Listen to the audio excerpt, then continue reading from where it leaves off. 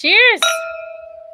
Canadian wine lovers, Carl's Wine Club members, everyone across the country, welcome, welcome. It is 5 o'clock Pacific. It's gorgeous outside. Perfect, perfect. Spring Okanagan weather, and we are celebrating. It's so fitting. It is so perfect that today we're talking rosé. We're not talking about any rosé. We're talking about the rosés. And with this perfect spring weather of the Okanagan, with James Suckling humming around the Okanagan with his crew. I mean, this is an incredible week for the Okanagan. So, Mira Boucher, cheers. Cheers, This Carl is Boucher. I mean, we've been waiting for that one for 2 years because we haven't featured Daniel last year, and it's been, yeah, a heck of a painful drought around here without Seven Direction rosés on a regular basis. Yes, I have to say we've had members that have joined in the last year and have not yet heard of Daniel Bontorin and the Seven Directions rosé. So it was funny. We were having a conversation just recently, and someone flashed a picture of their Seven Directions rosé, and everyone's like fawning, like, "Oh wow, I love that rosé." And a few people are like, "Oh, what's that rosé? I don't know it," because we haven't featured them in so long that our newest members aren't familiar yet. So you guys have to know about this. I mean, if you like rosé, you really have to know. If you don't, you're not a huge fan of rosé, well, watch out, because you might just turn into a rosé fanatic if you try these ones. So That's a life-changing sip. yes, Life-changing sips.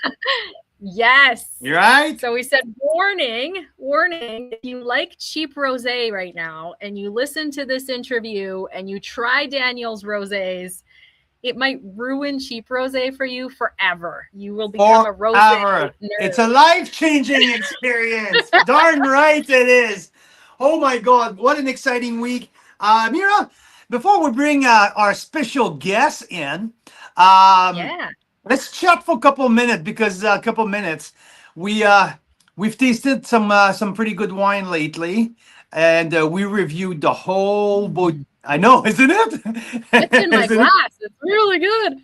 That's the Canada White. That's a I'm great not joking. wine. I'm not joking. I'm not joking. It's so good, eh? Really? So yeah, I mean, it's perfect for a patio day. I'm on the patio. Yes, you sure are. You sure are. And no, incredible week. Last weekend. Now this week, tasting like dozens and dozens and dozens of wine because we need to get ahead of our schedule because we're gonna be on the plane, I think, on Saturday. So this is crunch time here. We've been. I mean, the moment that we've been waiting for in a long time is to hit Burgundy with members. It's gonna happen very freaking soon. I've been in contact with Vincent, our amazing partner in Burgundy, almost on a daily basis now, and I'm getting so very freaking excited. It was a very tumultuous week, but we've survived, and it's going to be great. That's going to be awesome. It's going to be fantastic. And yeah, how do you feel? Feel good? I do. Carl Boucher here brought me a poutine earlier. Yeah. A gluten-free poutine. Yeah. Which was fabulous. Yeah. Our less Canadian, well, I mean, you need that North American junk in you before we go. We're gonna go on a stretch of cheese and charcuterie. I know that you will going on a bender of cheese and charcuterie for at least 10 days. And yeah, this is really incredible.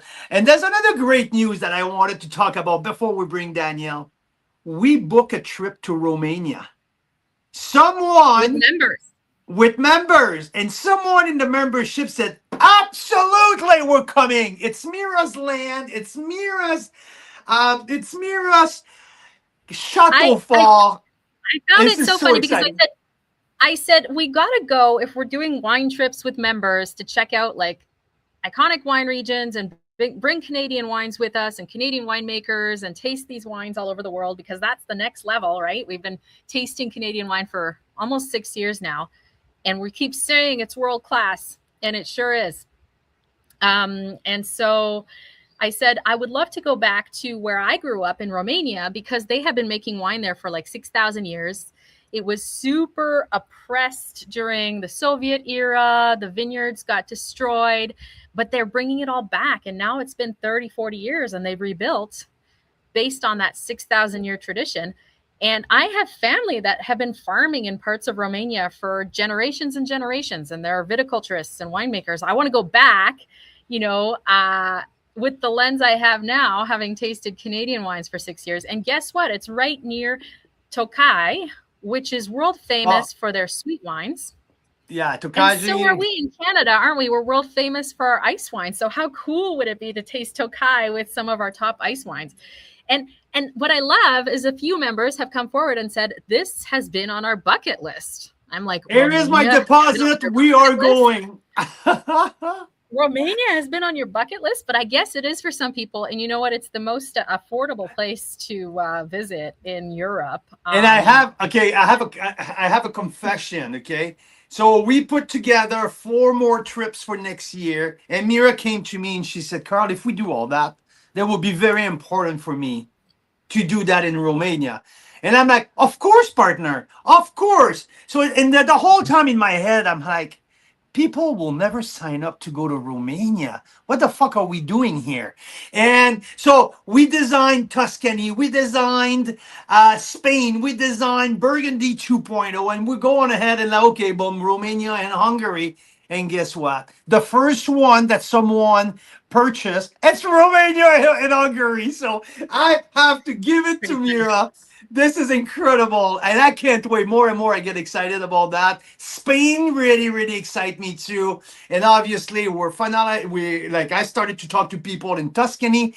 And wow, this is such an incredible new era for the club. I'm so very excited. By the way, I just got back from De Silva. I spent 45 minutes talking with Richard and Twyla. They were packing the wine to bring to the airport for Burgundy, and we were on the phone with Fabian and Stephanie Rice at Ferox, and like Burgundy's happening right now, so it's so cool. Very exciting. So there you have it. James Suckling, one of the eminent critics in the wine world, landed in the Okanagan yesterday. Yeah. So that was exciting for us. And so we immediately sent him a list of our favorite wineries. We said, if you're not stopping at these places, I don't know what you're doing here. So hopefully he reports back to the rest of the world of the amazing stuff we're up to in the Okanagan. Well, I mean, maybe we can put in context first how we knew before he comes in. It's because I made a new friend. I made a new friend. My new friend, it's Donald Patz. So I don't know if you know about California wine, Sonoma, especially Sonoma Coast, Russian River Valley, where Pinot Noir and Chardonnay are king in California. Patz and Hall was an iconic producer in the 90s, early 2000s, single vineyard Pinot Noir and Chardonnay, world class. Anyway, long story short, Donald Patz was the wine man of the year for Wine Spectator for many times, front page Wine Spectator, one of a legend in California. And he got a hold of me, connected with me, asking, because he was born in Canada, okay? And his dad is Canadian, and he's sick and tired of the politics in the US, and he wants to build connection with Canadian. And he's planning a trip to Penticton, and apparently I'm his new Canadian cousin here, and so anyway, Donald Patsy, Carl, do you know that? Country up here. We all know each other, so if you know Carl, you know other people, it's all good. You're going to be in good hands. So yes, what do we have today, Carl Boucher? One of the most enough rambling. Especially if you are a rosé lover. Why, Carl? And we got a special guest in the green room. Yes, absolutely. Sorry, I've been just okay. Hey, why it's special today? Because we, as a club, been featuring Tractor. First and foremost, Bottega Wine Studio was our very, very, very first feature in Carl's Wine Club when we started. I don't know what a decade ago. So anyway, when we started, Bottega was our very, very first feature. We've been connected with Daniel and Christine for a long time. Every year, Seven Direction, especially Tractor and Vines, is our top by a wide margin, our top rosés, rated rosés every single year. So there's an excitement for Tractor and Vine Rosé. We got the bad 2024 vintage. We killed a bunch of things. Daniel, in the meantime, started his own vineyard, planted his own vineyard in the Similkameen Valley, and he planted Grenache. Well, people thought he was a little cuckoo.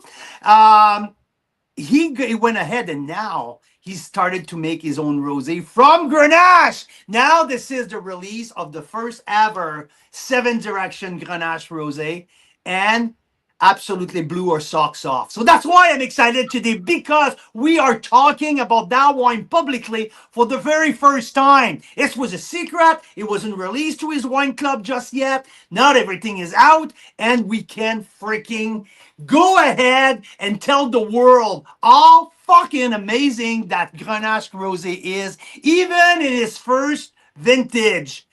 Usually when you go ahead for a first vintage, you don't have that big expectation. So anyway, long story short, we're going to bring Daniel in to talk about that. But we also have all of his Bottega line, which is super premium. Mira, if you have a chance to repost, to replay the video of when I tasted the Cap Franc, first in our Cap Franc Marathon, we have the Viognier as well that I rated super high score. So the selection we have this week is absolutely off the fucking chart. So that's why I'm really excited. And to talk live with Daniel, that's not something we do quite often. The guy doesn't like to get out there, and we dragged him live for you today. So that's going to be awesome. Yes. So stay till after the interview. We'll play that little clip of Carl's unplugged reaction when he first tasted that Cab Franc live during the Cab Franc Marathon. But in the meantime, let's get into this. It's going to be so much fun. Every time we chat with Daniel Bontorin, I learn something new about rosé, and I can never get enough. So Daniel, thanks for joining us. How are you? Hey everyone, how you doing? Happy to be here. Excited. Daniel, I think Mira decided to stay back, so it's going to be just you and me, my friend, shooting shit, talking rosé, talking Bottega Wine Studio, and talking also K Little Vintner. So Daniel, welcome. I'm glad that you have you here. What a great day. It started pretty cold. It started pretty cold this morning, but what a beautiful spring afternoon in the Okanagan, eh? Oh, it's beautiful. It's we're pushing 30 and a half right now out there. So yeah, it's pretty warm. Yeah. Pretty warm, pretty cool. We had some good rains last week, and now with the heat, everything's going to start growing really good, and doing all the things on the vineyard, tucking and shoot thinning still, and mowing and weed whacking and the whole thing. Yeah, now at this time of the year, you're spending your time outside in the vineyard, correct? Absolutely. Out in the vineyard, the tasting room on the weekends. Now we're open Thursdays and Sundays. And with that growth happening out there, there's always something to do. Definitely. Okay, so before we start, so Daniel, you and your wife Christine own 3 brands under one umbrella, Bottega Wine Studio. So it's Bottega, it's Seven Direction, which is exclusively dedicated to rosé, and K Little Vintner, which is your, let's say, you're welcome to the brand, you're welcome to what you do, you're more entry level, but I mean you're evolving the K Little as well recently. So what's happening here? You planted your vineyard after being producing your wine from another winery for many, many years. You have planted and opened your own winery in the Similkameen. When was that? Why was that? And let's start with that. When, why, where, and who, right? That's it. Yeah, we bought in 2019 here in the Similkameen.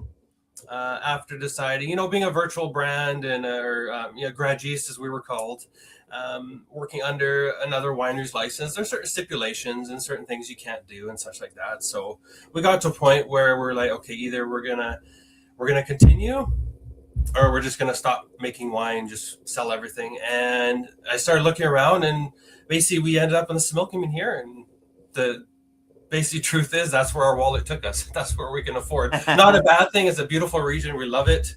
And at that time it was approachable. So that's what we did. We jumped on it, and we bought 5 acres here, kind of old rundown farm, dead cherry trees everywhere. No life in the soil whatsoever. Bunch of old shacks, chicken coops, and tractor sheds that have to be ripped down and torn down, and yeah, you name it. But yeah, we cleaned up a lot. We planted in 2020 the 3.5 acres, Grenache, Pinot Noir, and Cab Franc. About the split each, anyways, an acre. A third, a third, a third? Yeah, about that, yeah. Specifically for rosé production, of course. So here in the summertime, when in the evening with the mountain, big mountain we have there, the valley gets shaded, which actually protects the acidity, which is one of the draws of buying in the valley. They call it Coston Flats. So an old riverbed, there's boulders, there's remnants of the wash down from the stem winder and such like that. But the bench up top, they stay in the sun for another 2-3 hours. So you can make the really big reds up there. I mean, you can make all really good wines, of course, up there. But the acidity retention down in the valley here is just phenomenal. So the acidity and the ripeness and the acidity we can get down here, especially for the rosés, is amazing. Yeah. So, hey, because we talk about the Similkameen often lately. I mean, this is an upcoming region for Canadian wine lovers. It says it's an offshoot of the Okanagan. Do you mind if we spend a couple minutes just to explain people who are listening to us the biggest difference between the Okanagan Valley? Because, I mean, when you look at Oliver and Osoyoos, I mean, the Similkameen is 30 minutes from Osoyoos, right? 30, 35 minutes, but drastically different. Absolutely. In terms of terroir, it cannot be more different. And in the 35-minute drive, I mean, it's worth explaining, I think, the biggest difference between the two. Well, you go in Oliver Sois there, there's farmland everywhere, of course, but there's more lower mountainside. You're a little bit further from the mountains. The valley's wider, a little bit more rolling hill type, heavier soils, especially in the Oliver area. And then you get to Osoyoos, and then you start going up the hill there, and then you're basically climbing. So you're climbing elevation, and you're getting close to the mountains, and the valley also narrows. So you get these huge mountainsides. You have the Cascade Mountains. Basically, it's all river bottom down here, remnants of. So there's a lot of minerality in the soils as well. We get colder and hotter in both ways, especially colder night, also warmer days, right? Bigger spread of those temperatures. Yeah, we create complexity in the wines. But as far as the Okanagan, especially us here in Coston, we're usually on par with the Osoyoos as far as temperature, sometimes even hotter, but also colder. So kind of, plays that both ways there. Also, another aspect I think is worth mentioning, it's the wind. Yeah. Right. I mean, you're getting used to it now because that was something new when you moved there. I mean, this is something that we don't talk enough, I think, in terms of the terroir of the Similkameen. That blowing wind, almost every time, every single day, the wind is coming up and boom, just washed the whole thing, right? Yeah, every which direction. So Karamia is the valley of the three winds. So it's coming from all different directions, and it picks up speed coming out from Penticton, rounds the mountain, and just picks up speed and goes. Organic capital of Canada, Coston, because of the wind, there's the disease really doesn't settle in. But if you ever notice driving through Coston, everything looks like this.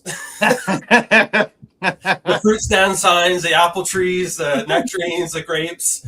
If you ever come to my vineyard here late summer when all the vines are tall, they're all going. They're looking south. Tucking's really a pain. If you don't get it early, we've had shoots broken off. Like we've lost a lot of crop. The little crop we've had, We've lost quite a few shoots with the wind, so it's definitely tricky. So. What is the benefit though? So the benefit is on the growing season. You're completely like you can grow organic much easily. It prevent against the pressure disease. So there's no rot, no mold or stuff like that. Correct? There less of it. I mean, we still Less of it. Yeah. Less of we it. still have No, to spray, now and again, not as often as you would somewhere else. Definitely. I do stretch my windows, spray windows longer periods, so less sprays. Ignore the organic sprays. Of course, we still have to spray something, especially for mildew. But it also the wind gives. I guess wind doesn't have a flavor, obviously, but it does something to the fruit. It gives it, I don't know, like I don't want to say windburn, but it does something to the fruit. What it's rugged. That's to me, it's a little bit the way that I explain it. It's more rugged. The tannins are a little dustier. That's how I kind of explain it. But yeah, I know it's really hard to put words to it. But it's a little bit more, rugged. That's the way that I found it. But then also it thickens the skin of the grape, right? With when the wind is beating up the grape over and over again, so you get a thicker skin. But so you know more than I do. I've only been here for a few years. There you go. Well, enough about the general Similkameen and the Okanagan. Let's talk about the Solemn Rosa vineyard, because I mean, there's not a ton of grape grower who grow Grenache in the South Okanagan or the Similkameen. To your knowledge, how many of you are growing Grenache right now? I know that's Road 13 had Grenache in the past, but I'm not sure. Like, how many of you grows the? There used to be a lot of Grenache here on Barcello Road, but that died off over the years. Dwight Sick had some in for his Amulet label in Penticton. Yeah, that's true. That died off too slowly over time. Yeah. Who else? Time Winery, they have a Grenache, some GSM, something like that. Yep, correct. Yeah, there's a very few of you, but so now I don't think there's. I think if not, I'm the only one. I don't know, but I'm not pushing for the high sugars. That's one of the issues with the Grenache is Grenache likes it super ripe when you're making a red wine, which means a long hang time, and you're pushing into the colder months. And the last year I was shutting down my plants middle of August, which is it's hot, and some of them still didn't shut down in time for the winter. And I'm only looking for 13% alcohol, not 15. So I think that's a reason too why, even though I've had to replant most of it twice, a little bit stubborn that way, but I want Grenache Rosé. That's just the way it is. Hold on, time out. You planted the first time you planted your vineyard was in 19? 21. 21 was the first plant. You replanted twice already, and it's 2026. Most of those died the first year. They're diseased from the nursery. So plant some more of that the next year, and then some more died, and then of course we got hit the biggest in 23, 24. So I originally had an acre and 1.3 acres. Now we're down to 3/4 of an acre. Wow. Yeah. Wow. Some spots I decided to plant Pinot Noir because it's a little bit wetter and it does a little bit better, right? A little bit juicier for rosé. So I left more of the rocky portions. There's quite a bit of difference in soil here on this 5-acre property. You can actually see on Google Earth where the green, where the wetland is, or wetland, I guess I call it, but it's really green, and then the rest is brown because there's literally rock about 16 inches down. Holy smokes, that must be fun to plant grapevines in there. No. Holy smokes. So have you seen, I don't know if you've seen that on Instagram, there's that weightlifting guy that has the broom that weighs like 36 kilos. Yeah.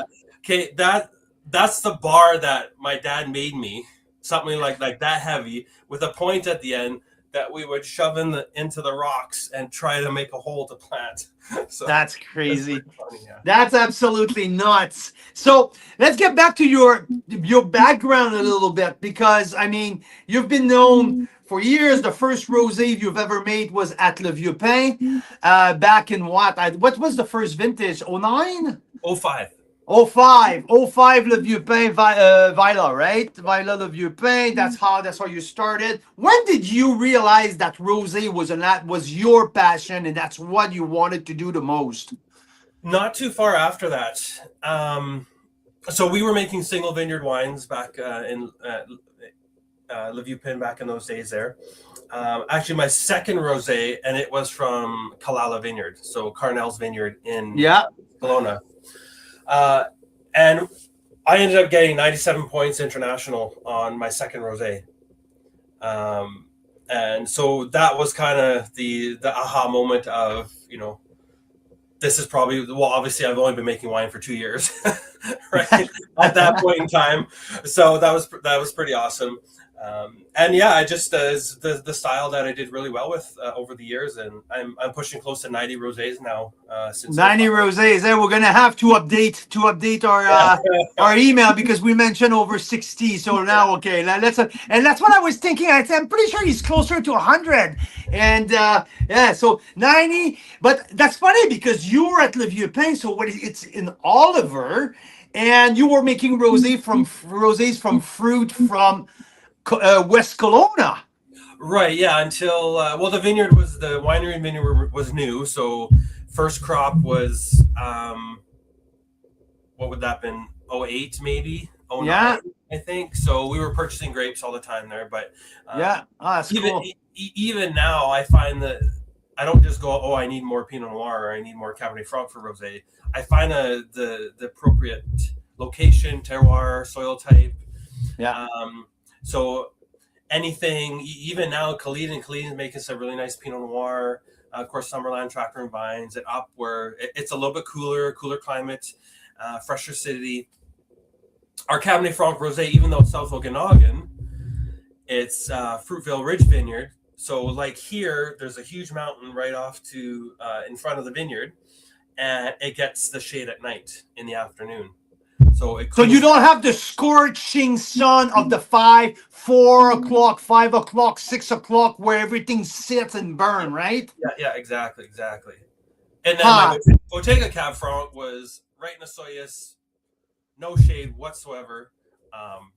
Big, you've tasted it, so we'll talk about it a little later. we will. Let's stay on the rosé topic, okay? Because for years, when you scrap that. I want to go 7 directions. So we had the privilege to do a vertical tasting with the Tractor and Vine, with the 7 direction rosés. I think we went back all the way to 2013 vintage, if I'm not mistaken. 2012, the first one. 2012, that's when we started. So we did. So you started your first ever vintage of rosé under your own label was 2012, correct? Correct.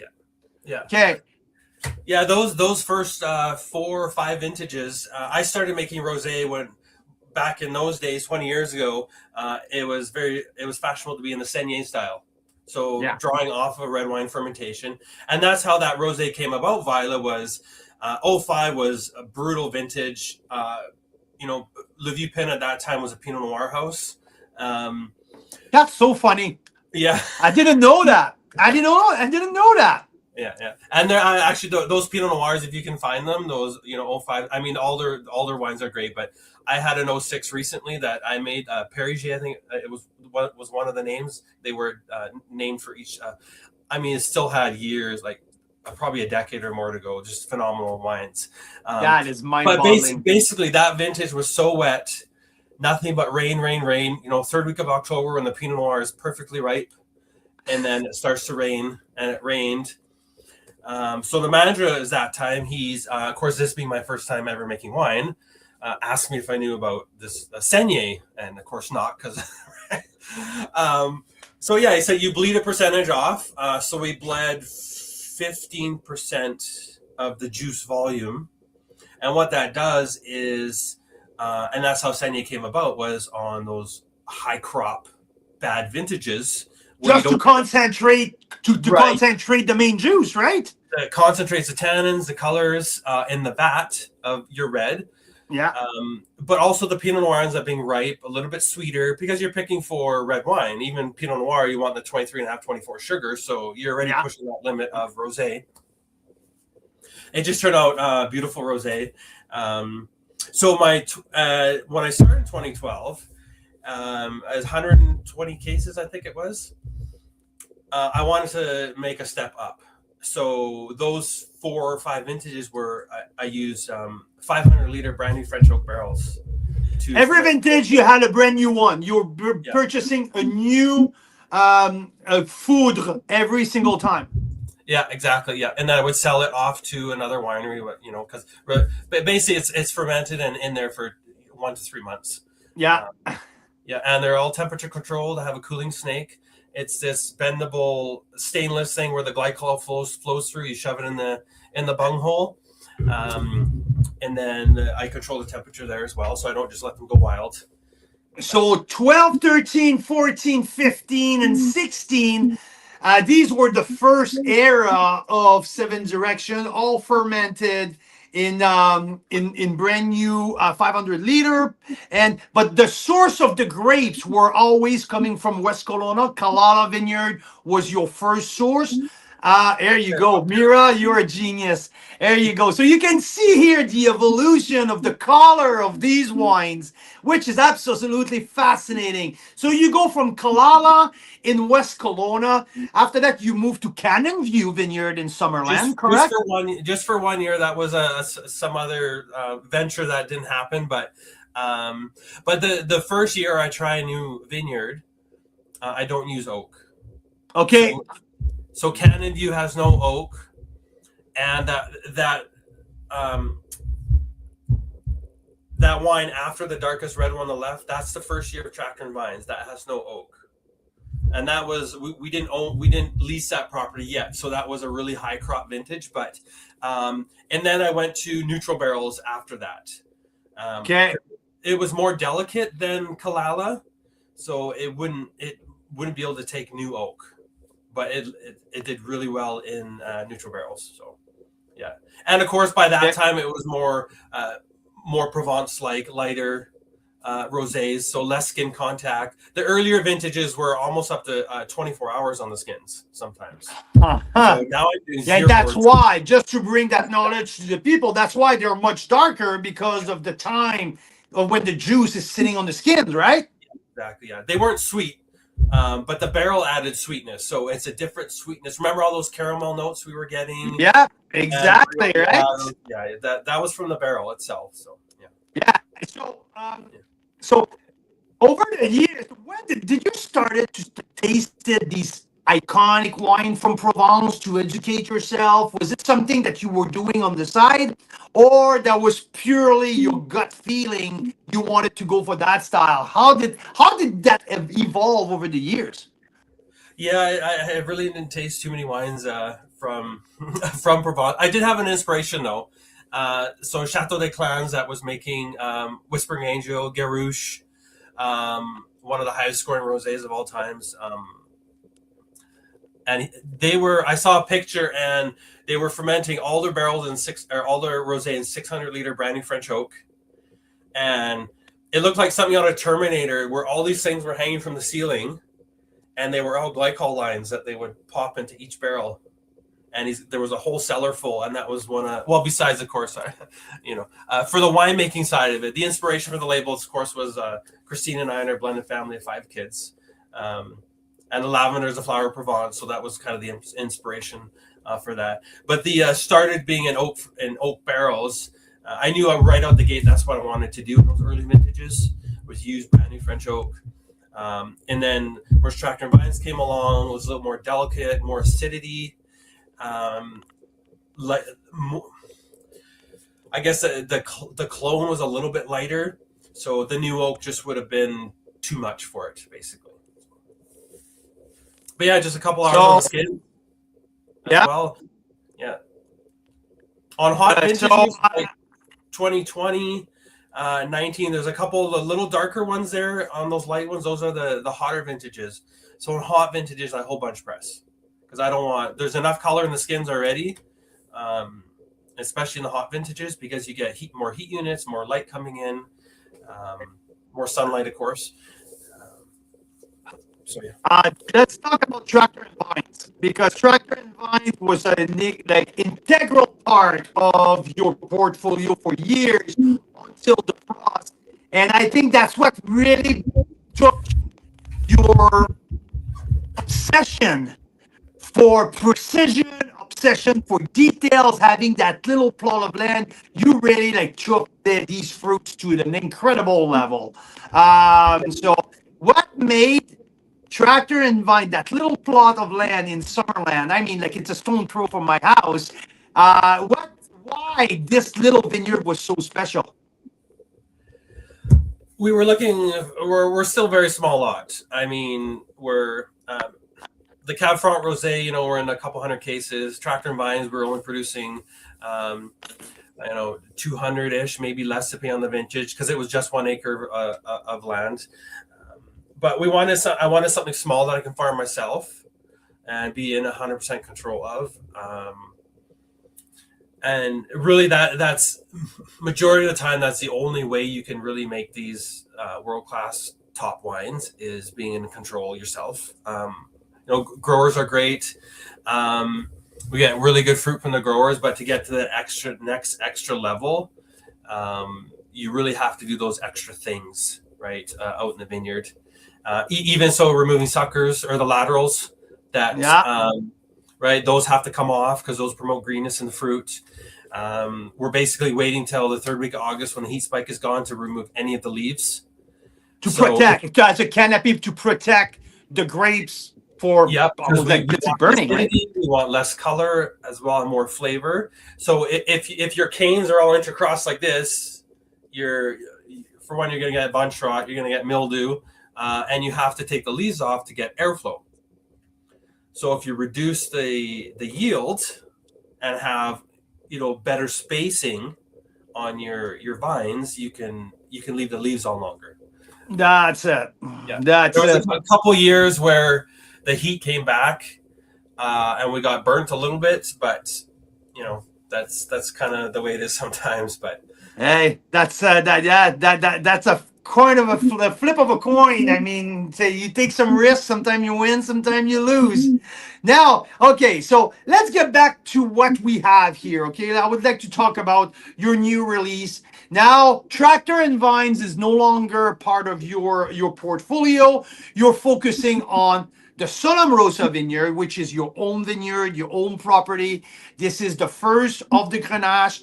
You have also the Pinot Noir Rosé, which is part of your vineyard, and the other part from the Similkameen, correct? Correct. So the Pinot Noir Rosé, 100% Similkameen Pinot Noir, right? And you also have the Cuvée Rosé, which was a one-off from the disastrous 2024 vintage, but you source from here, from Canada, from the Fraser Valley, and you made a cuvée out of that. And I mean, that's just such a brilliant thought process and all that. So 3 rosés. Let's start to talk about the rosé one by one quickly. We'll talk about the key little, and I want to finish with the big boys, okay? So let's start. I mean, we have to start with the Grenache rosé. Sorry, I can't wait any longer.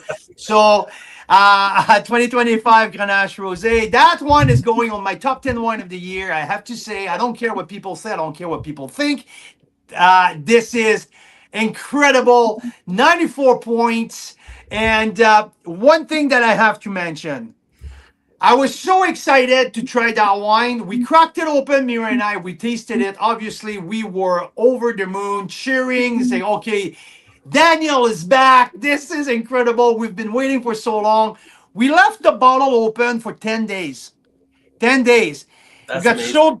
10 days. We had to go to Edmonton for a hockey training. We weren't coming back 10 days later. And I have to say, I mean, there's nothing left. This thing is completely dead. But there was half of the bottle, so a lot of air space. 10 days when we came back, and the wine had not flinched at that point. 10 days open, half bottle, all of that airspace, not a hint of oxidation. And that wine was better than when we opened it. Yeah, absolutely. I mean, it's So, it's very young. I even noticed that it wasn't showing. Certain days it would show, and other days would be very subdued. So definitely needs that decant. Even the Pinot Noir Rosé would definitely needs aeration. The Viognier you showed us with the decant, night and day within minutes. yeah, absolutely. But that just shows you how long the wine's going to last.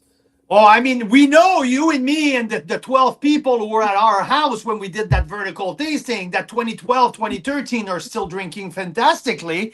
And we did that in 24. So, I mean, but for people who don't know, these wines can age for decades. And that's not usually the intent for a regular producer when they produce rosé, but you make rosé with purpose. Absolutely. And specifically for these rosé to age. Now, you also have 100% oak ferment for that rosé, correct? Absolutely. Not necessarily my intention, but we made a lot of wine this year, more than basically everything was full that we had, tanks and bins and such like that. And I had some other fruit coming in that I needed that specific tank for. And I had all these empty barrels, and I basically said, screw it. All my rosé went into barrel, the Pinot Noir, the Grenache. And yeah, so it finished fermenting in barrel, and the Pinot Noir Rosé has 30% neutral barrels, but the Grenache ended up with 100%. So basically, it's just 2 barrels, but still. Yeah, exactly. Because now we're talking about like what you're at, like 160 cases, 60 cases of the Grenache Rosé. Yeah. So basically, we got a ton of fruit off 0.8 acres.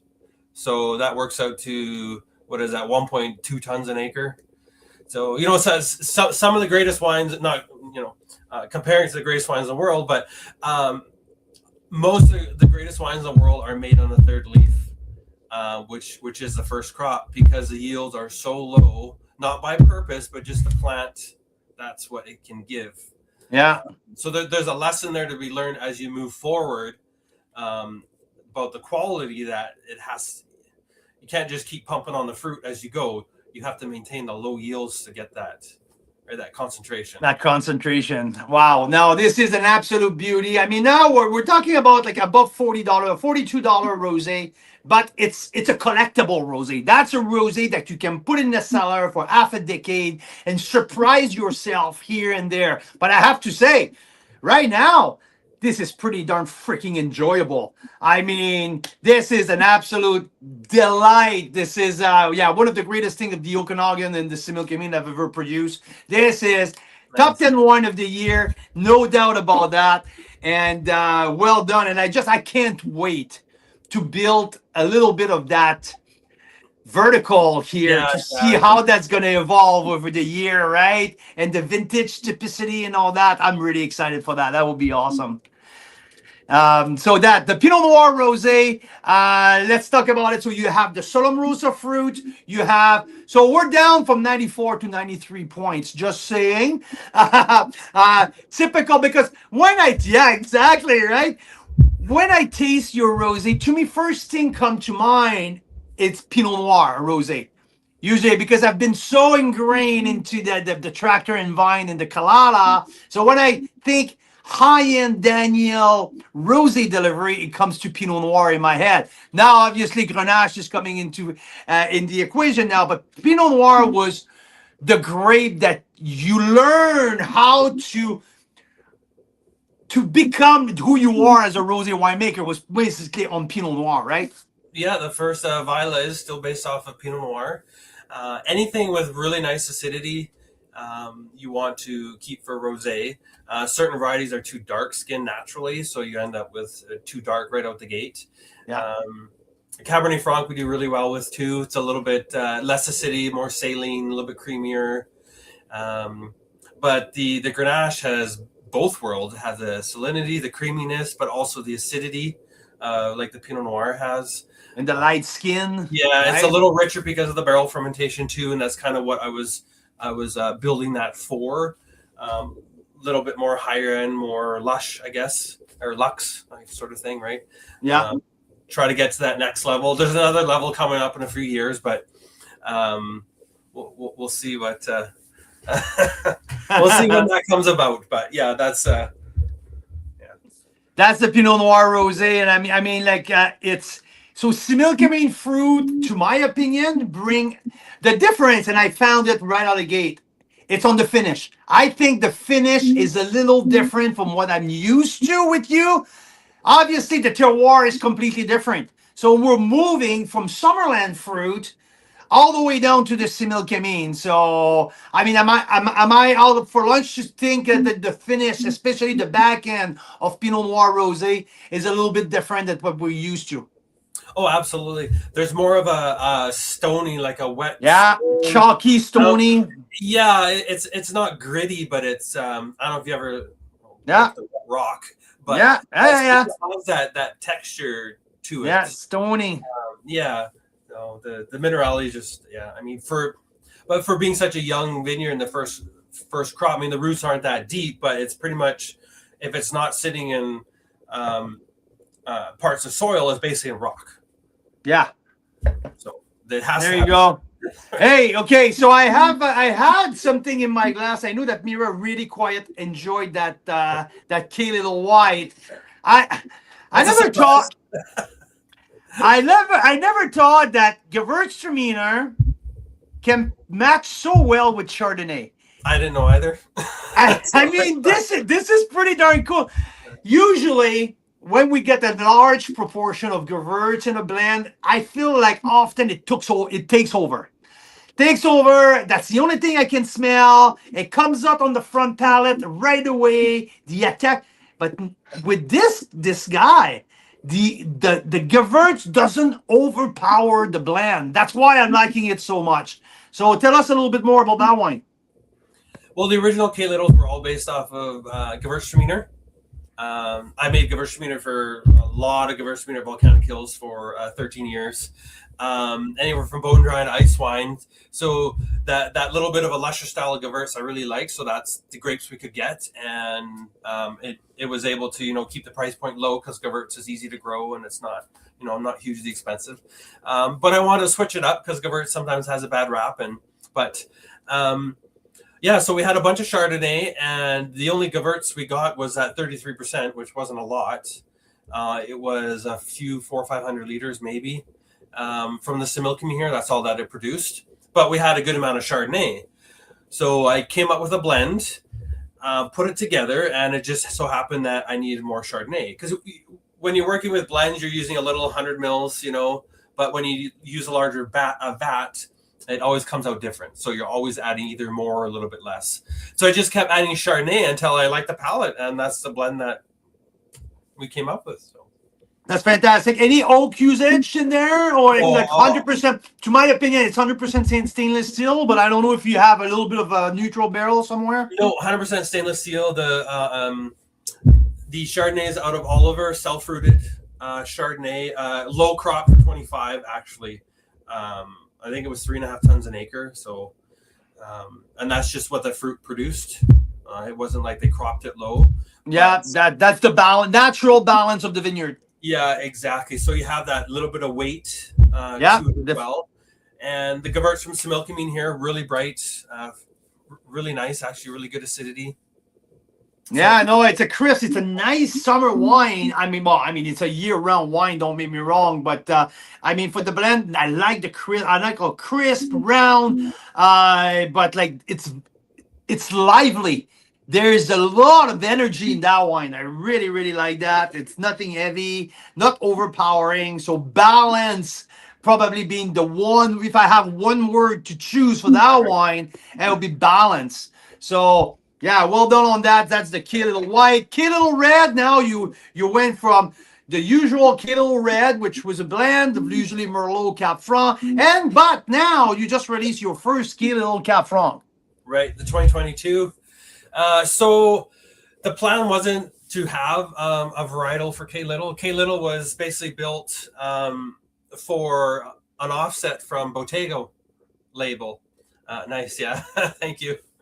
I mean, for an entry level, 92 point is pretty darn good. I freaking love it. Yeah. So K Little we built off of Bottega. Bottega's reserved for best of the best, ultra premium, really low yields vines we can find, very special vintages. I don't make it every year. First wines we've had for Bottega since 17. But the Cab Franc for K Little, there were some barrels that stood out. We had a good amount of my red blend, which it's a good match for the white for restaurants. They like it. But I also had 23 Bottega Cab Franc in barrel at the same time. So I have the K Little, which was good, and I have the Bottega Cab Franc, which was up here. So I said, well, I'm not going to come out with this for Bottega and then come out with this. So I decided to put it in the K Little label and start Bottega with 23 Cab Franc. So. Yeah, that's like that Cab Franc, but the K Little Cab Franc is just so approachable. It's more traditional. It's got that little bit of freshness that. Yeah, that's exactly it. There's no greenness. There's no parazines. No, but it's lifted. It's lifted, right? I mean, when you get to this is bang. It's a fucking punch. It's powerful. It's everything you expect from a South Okanagan or like Similkameen power wine.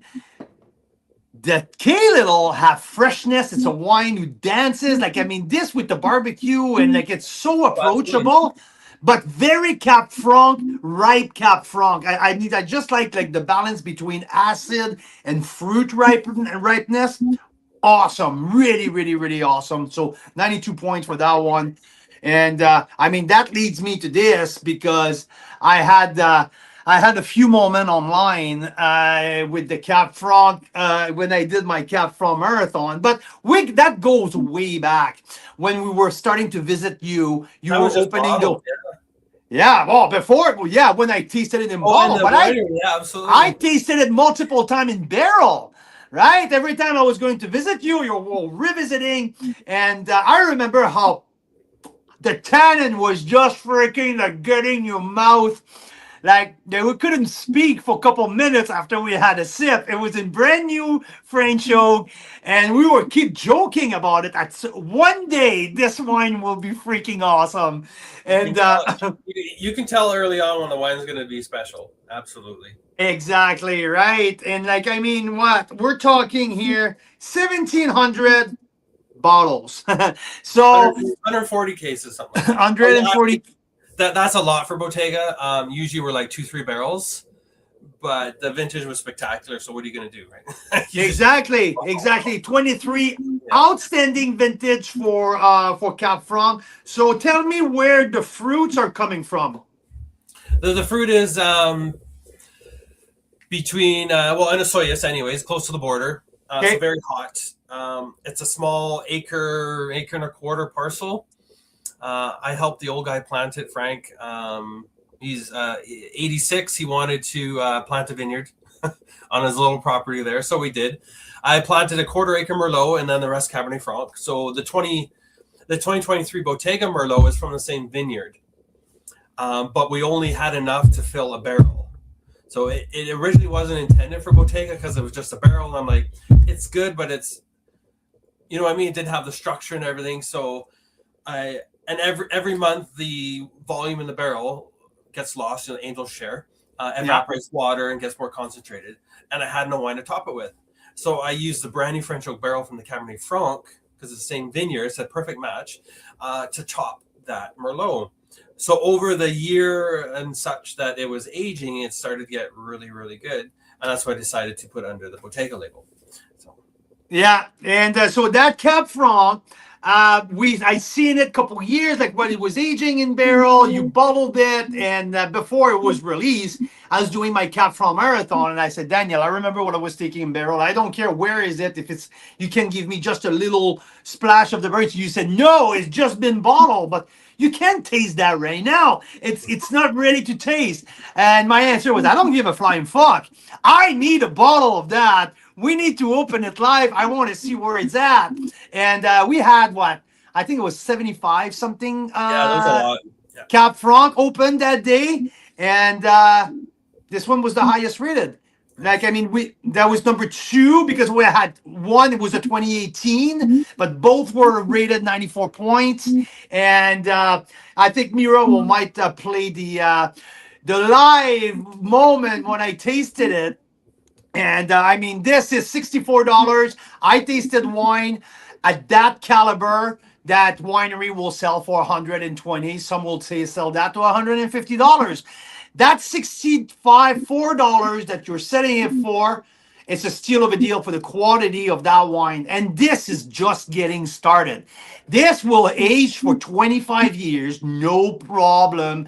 And wow, what a treat. So Cap Franc Bottega, 94 points. You guys have to get your hand on that because this is absolutely outstanding. I have to go back and white because I had another moment when I tasted that Viognier, and I called you. I think you were coming back from a sales run trying to sell that to restaurant, and a couple of Psalms on the restaurant scene had some pretty nice words for that Viognier. So tell me a little bit. Oh, well, I was tasting with a restaurant guy there, very well-known restaurant, and we've been working together for a number of years. He really enjoys my wines, and first smell, didn't even taste it. He's like, if you're in the restaurant business or some, and you don't know this is Viognier, like you shouldn't be in business, basically. So it was that crystal clear that it was Viognier. Yeah, but Viognier. I mean, what I like to that, it's lifted. It's not. There's some Viogniers will be almost oily, right? This is a great varietal where the line you walk a very fine line between heavy and refreshing.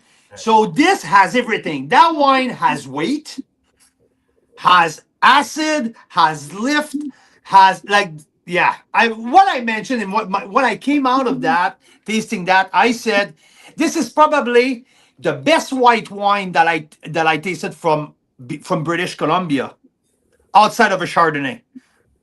There's a few Chardonnay that I tasted over the years that I rated 95 points that are absolutely out there. I don't think that I tasted a better white wine than that coming from BC outside of a pure Chardonnay. That's my assessment of that Viognier. It is so fucking good. And you got it 2 weeks after bottling, so. I know, but I had a special tool. Yes. I suggest everyone, if you have something, you don't need that one. But if you have a decanter, or listen to the video that I did on YouTube about should we decant Viognier, you just give it a shot. You don't need to be gentle. Throw that in the decanter. I did the side-by-side from the crack, pouring my glass out of the bottle, dumping it in the decanter. The side-by-side is astonishing. Wait, hey, you won't freaking believe it. Where's the plug for Marcel? Dianovino! There you go. Right here!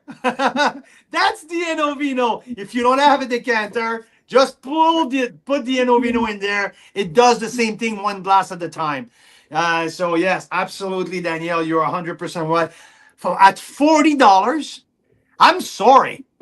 Now some wineries are pushing their top shards at $70, $75. There's some now who are nearing $100. I'm not saying that it's wrong. What I'm saying it is $40 for that quality of Viognier. One of the best value wine of the year. It sounds weird, but for what it delivers, it's incredible. So yes, big fan.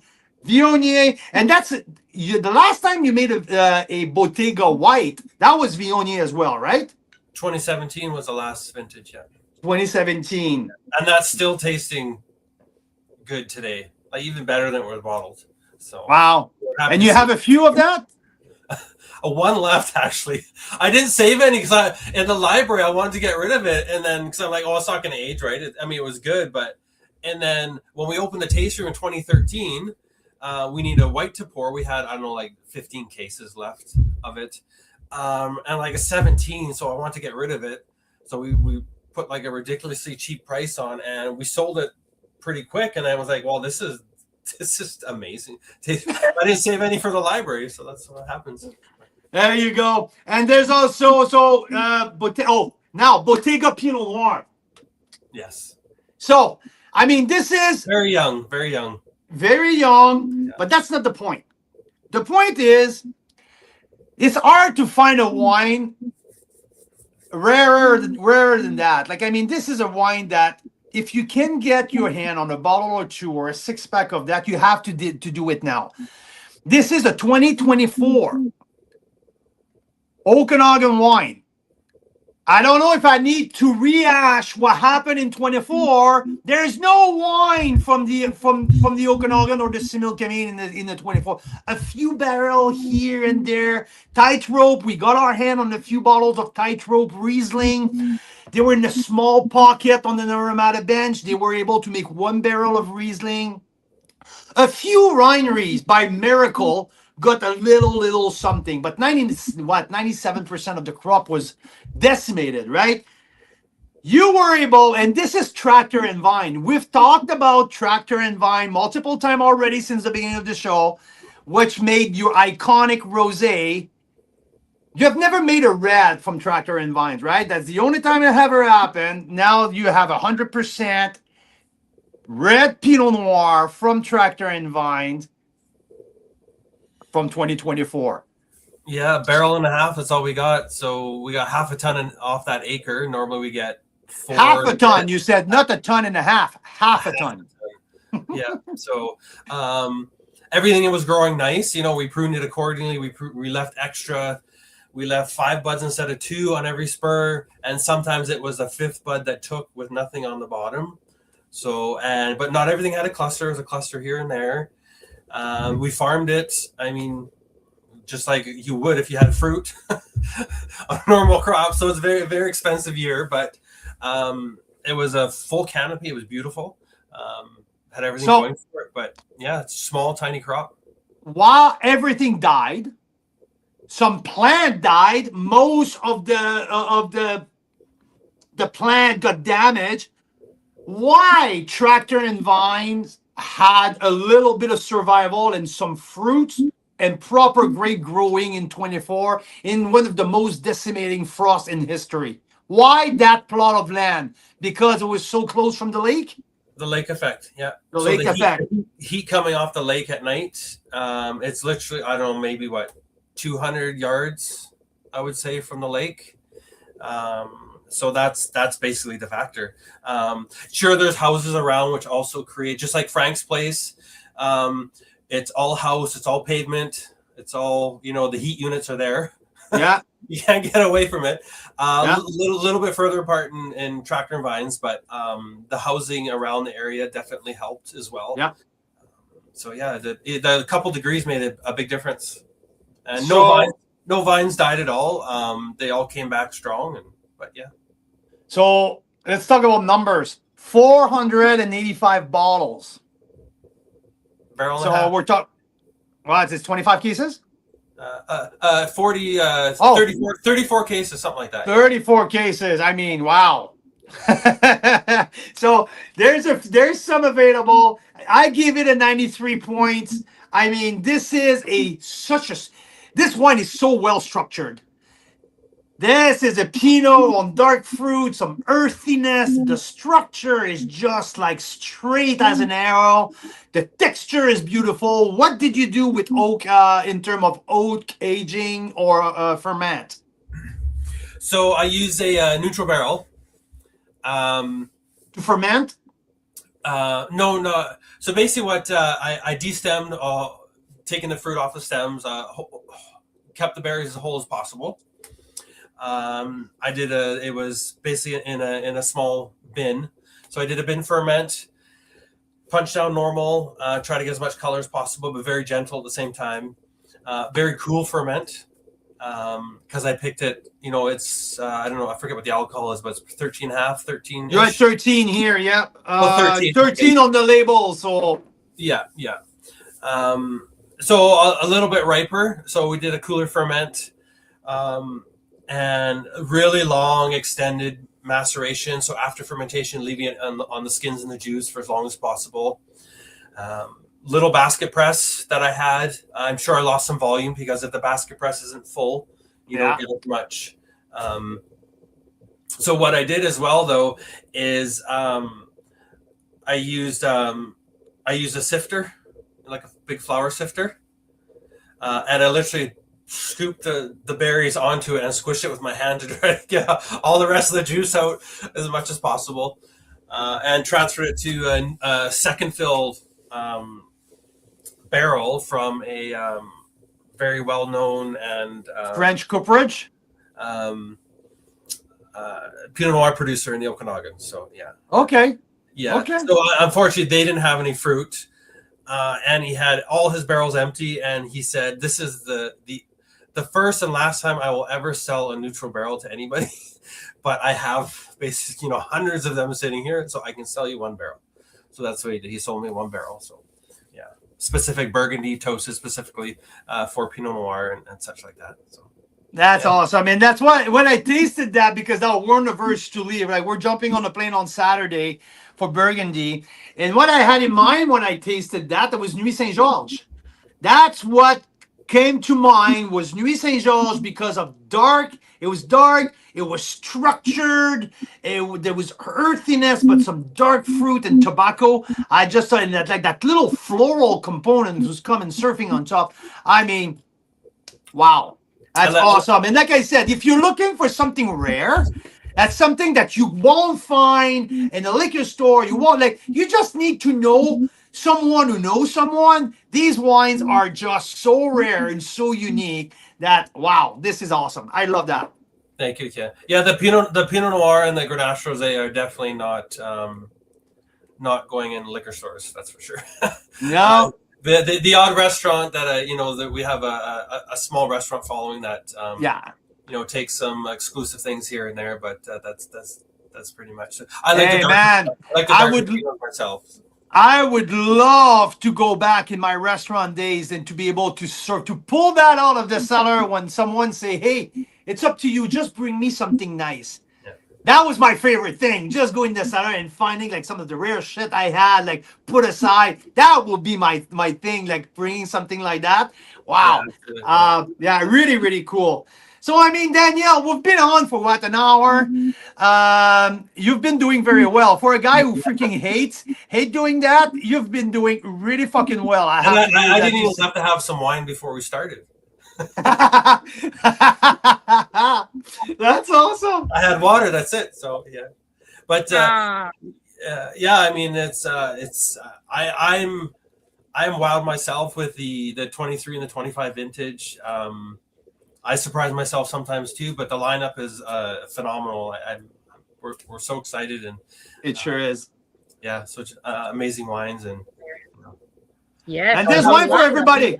There's wine for everybody as well, because I think that the Kale will also bring an extra layer of diversity in what you guys do. So, and the 25 inches was so spectacular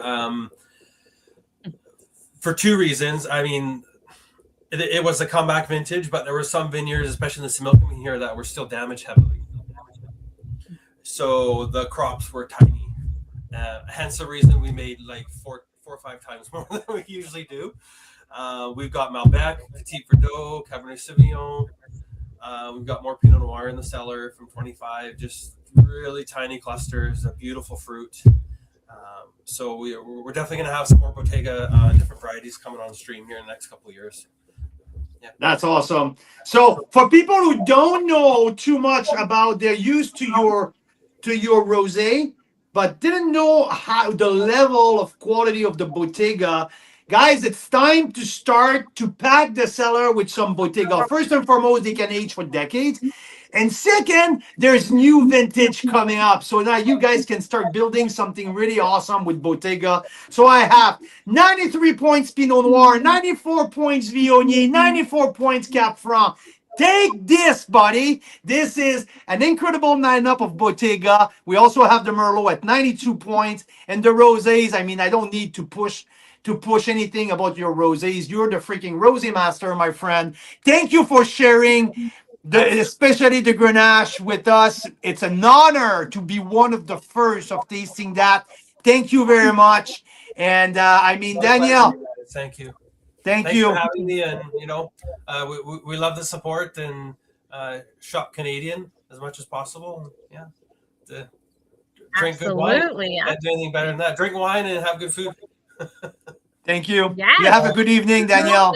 Take care. Daniel, Daniel, tell me if you try this pairing. So your Grenache Rosé, it made me think if you can ever get your hands on BC spot prawns, they're only available in May.